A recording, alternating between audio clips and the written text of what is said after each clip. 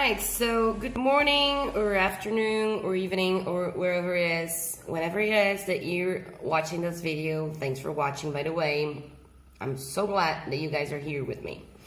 All right, so today we're going to talk about probability of simple events. Hey, miss, is it going to be the only kind of probability we're studying? Hell no, it's not the only one, but it's the very first one. Because if you don't understand this, then all the rest is absolutely compromised, right? So probability basically is the study of how likely something is to happen considering a certain amount of factors. All right, so it's not very complicated to be understood, but demands lots of logic. All right, you're gonna have to put your logic into practice, otherwise you will not succeed in learning probability well. So I'm using these normal pens today because I forgot my pencil case in my car and it's cold as hell out there. So I'm definitely not going out forgetting the pens. So I'm using just normal plain pens. If you have any doubts, please come see me after class, after you watch this, so I can help you with any issues you might have. Or in case you're at NR, please do send me an email. This will be on your final. On your final. It's content for the final. Oh my God.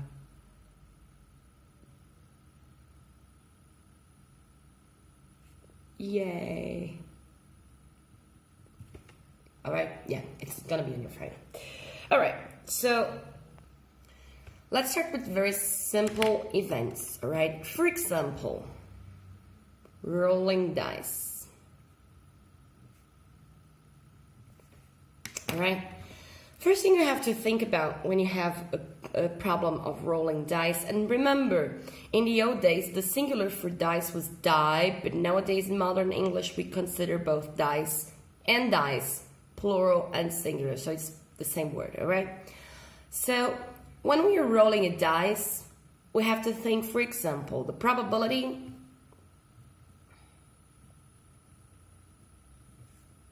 of an even number. Hold on a second, I'm going to change this blue pen that's actually not properly working, as you can see here, and I'll be right back. All right, I'm back. So we were talking about the probability of getting an even number, right? Let's remember that a dice has numbers from 1 to 6. So that means 1, 2, 3, 4, 5, 6. First thing you have to consider is how many of them are even numbers. So we have number 2, number 4, and number 6. So out of the 6 possibilities when you roll a dice, 3 of them are even numbers. So when thinking about the probability, we're gonna write probability, P for probability of even, right, is on the bottom, we are going to include the total possible outcomes.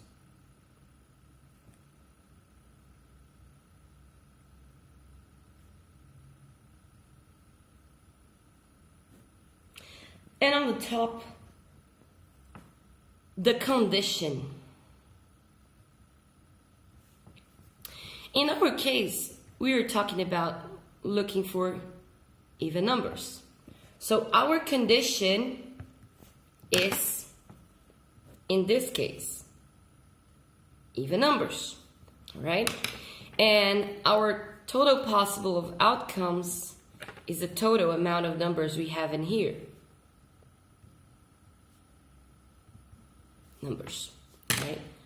So even numbers over total number, the total of numbers. All right. So we just counted 1, 2, 3 as the condition. We have 3 even numbers that could be the answer. So we're going to put 3 on the top out of the total possible outcomes. 1, 2, 3, 4, 5, 6, right? Yes, we are going to represent this as a fraction. Most probabilities are represented as fractions, so like I told you before, you can escape from them. Oh yeah. We could simplify this, it's gonna be 1/2. So the probability, or 50%, right? So the probability of getting an even number when rolling one dice is 1/2 or 50%. All right? So piece of cake, right? This is what we're gonna call a simple probability.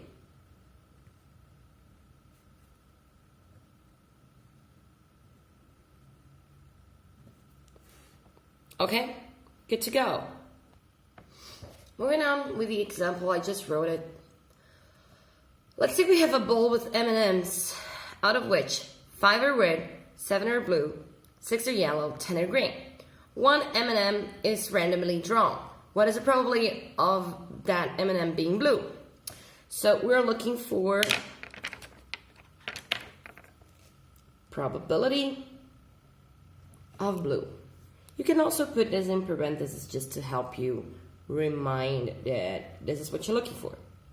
So remember, on the top of my fraction is going to be my condition, and on the bottom, the total possible outcomes, right? So in the example of the M&Ms, let's see what is the total amount of M&Ms I have in my bowl.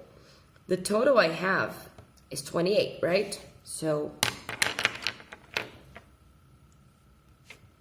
out of 28, which is my total, we're looking for blue ones, right? The blue ones, we have 7. So it's 7 out of 28. Could we simplify this? Yes, we could. And that would be 1/4 or 25%. So if you put your hand inside this ball and get a random M&M, this is the possibility of being a blue M&M in this case, right? So whenever we're solving, you have to always analyze your sample. We call this the total amount that you have. We call this sample. In this case, we have a sample of 28 units. In our case here, our sample had a total of 6. In here, our sample has a total of 28, all right? And then on the top, you put what you're looking for. If you're looking for blue, all right, then you're gonna just put 7, all right?